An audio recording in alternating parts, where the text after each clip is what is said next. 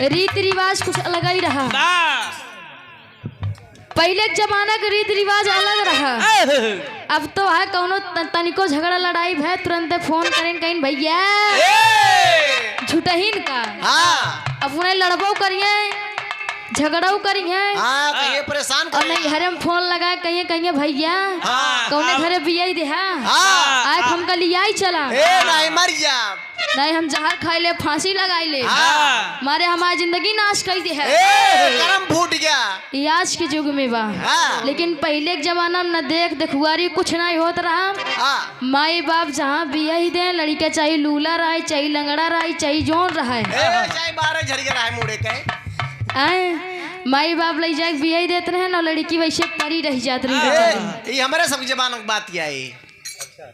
ये 100 साल के ऊपर हो यहाँ समझ ले जा। तो दुल्हन रोई के बतावत अपने नंदी से का कहे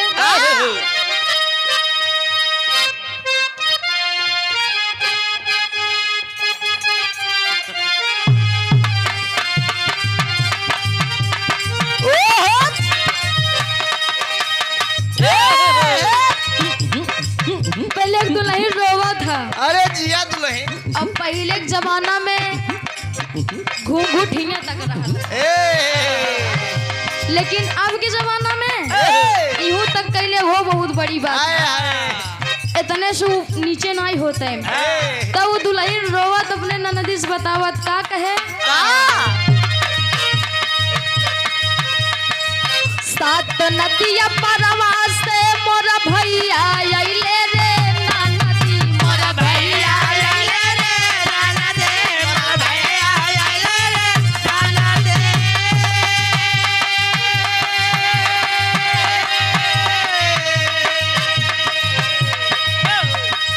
सात नदिया परवा से मोर भैया आइले रे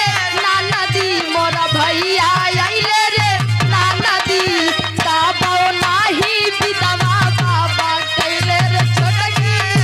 नदी नदिया परवा से मोर भैया आइले रे नदी मोर भैया आइले रे नदी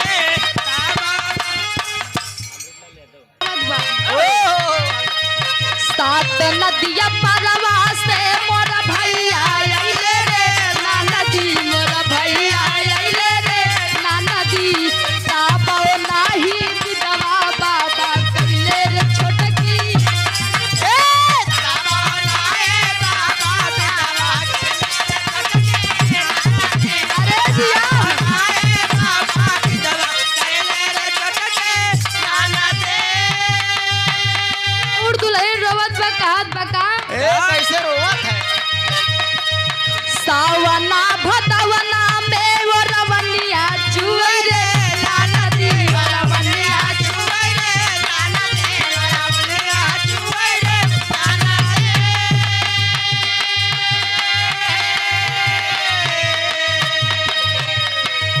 सावना भदवना वो रवनिया चुई रे नदी वो रवनिया चुई रे नदी वैसे चुई जियारा हमार छोटी रे वैसे चुई जियारा हमार छोटी रे नदी वैसे ए पंकज भैया ब्रेक ध्यान देकर ऊपर आपका ध्यान किधर है दुल्हन रोवत बा लेकिन जब वो महतारी बाबू अपने मन पसंद के लड़का से जब बियाह कई देते वो दुल्हन जब अपने ससुर से नहीं हरे जाता तो रोई रोई अपने महतारी से बतावत का कहे का अरे माई मोरी राहती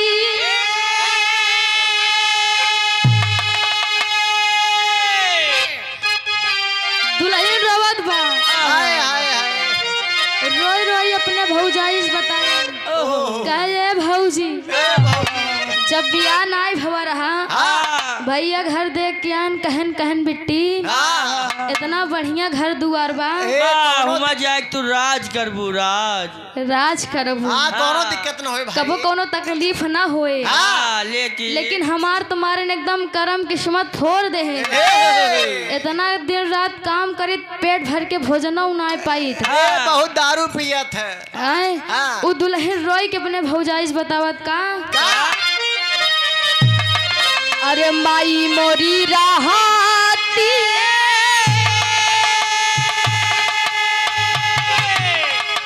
अरे तकराती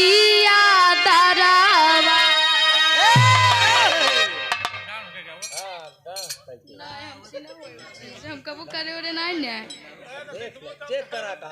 लेकिन कबू करे नहीं ना करवाई करवा ए भैया बियाह में ऐसा नचबो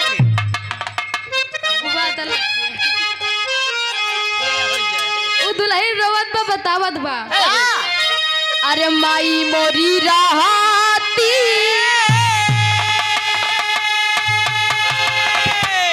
अरे कराती दरावा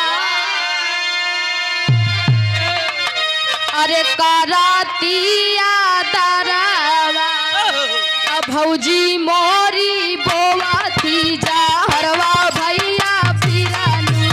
भौजी मोरे बोवा थी जा हरवा भैया पिरानू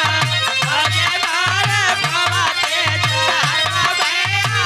पिरानू भौजी मोरे बोवा थी अरे हरवा भैया पिरानू भौजी मोरे बोवा थी जा हरवा भैया पिरानू भौजी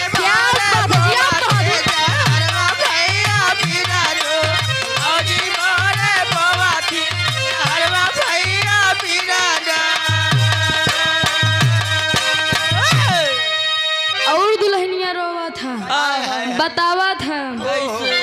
ऊंची ऊंची महलिया देख बियहुले भैया पिरानू बियहुले भैया